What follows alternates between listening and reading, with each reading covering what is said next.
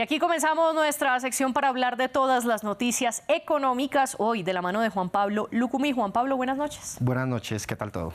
Muy bien, gracias. Comencemos hablando por el informe de Oxfam, que está integrada por 19 organizaciones no gubernamentales y que está advirtiendo que hay un multimillonario que dirigió el principal y que fue el principal accionista de 7 de cada 10 de las empresas más grandes del mundo. Ese es uno de los avances que daba también en ese informe, pero también pidió este lunes Oxfam a los gobiernos que controlen el poder corporativo disolviendo los monopolios. Pidió también establecer impuestos sobre el exceso de ganancias y riqueza y promover alternativas al control de los accionistas. De acuerdo con esa organización, se estimó que 148 corporaciones importantes obtuvieron 1,8 billones billones de dólares en ganancias, un 52% más que el promedio de 3 años, lo que permitió pagos considerables a los accionistas, incluso cuando millones de trabajadores enfrentaron una crisis del costo de vida cuando la inflación llevó a recortes salariales en términos reales.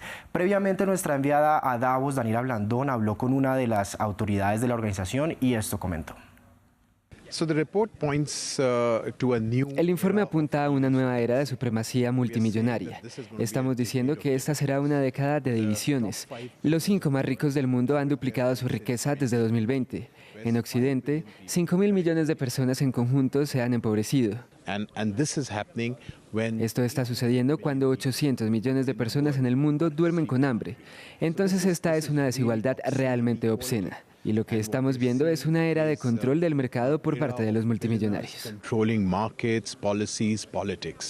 A propósito del Foro Económico Mundial, hubo movimientos importantes este lunes. Así es, movimientos políticos, diplomáticos, y es que hoy se dio la apertura en la noche y ya mañana empieza la agenda de los grandes líderes en este evento. Por ejemplo, esta vez fue la primera vez que el presidente de Ucrania, Volodymyr Zelensky, va presencialmente al Foro Económico Mundial y precisamente aprovechó para anunciar junto a su homóloga suiza que ambos países lanzarán la Cumbre de Paz Global con el objetivo de poner fin a la guerra entre Rusia y Ucrania. Sin embargo, no dieron detalles de cómo o cuándo se llevaría a cabo dicha cumbre, pero sí dijeron que Rusia no estaría involucrada en el proceso. Esto dijo Zelensky en rueda de prensa.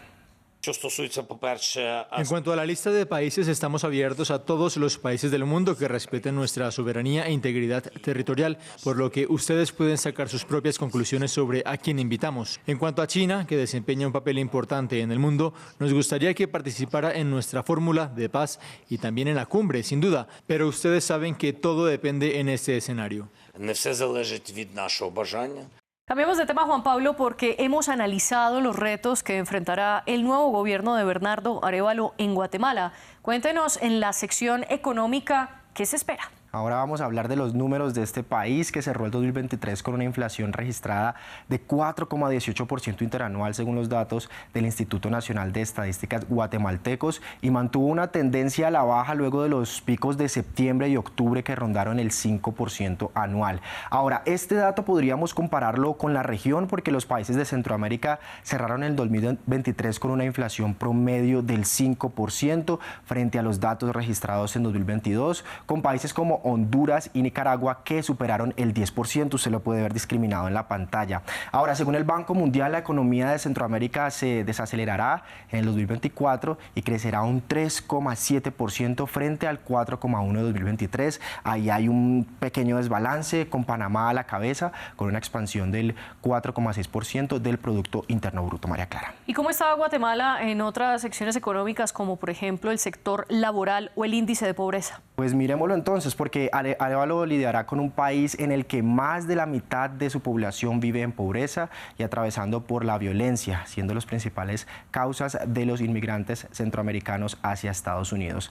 La informalidad también ha llegado a ocupar casi el 50% del PIB del país, otro de los retos de Arévalo. ¿Y qué indicadores tiene para este lunes? Vamos a revisar otras noticias y empezamos con Estados Unidos porque la Bolsa de Nueva York no operó este 15 de enero, que se celebra el día de Martin Luther King Jr.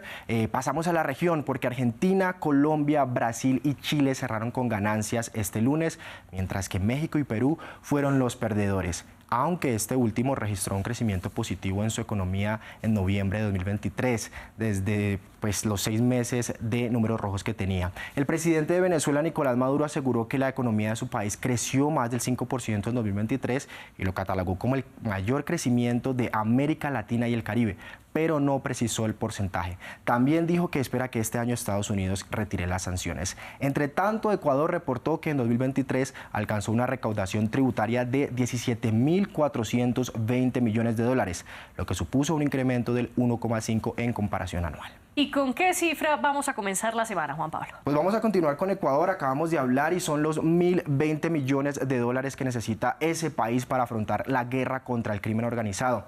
Una cifra que fue lanzada por el viceministro de Economía, Daniel Falconi, precisamente en una rueda de prensa en la que se habló de los detalles del proyecto del gobierno de aumentar el IVA del 12 al 15%, que también esperan con esa recaudación hacerle frente a todo el tema de seguridad. Gracias, Juan Pablo. En una hora regresamos con usted y nosotros continuamos con el debate.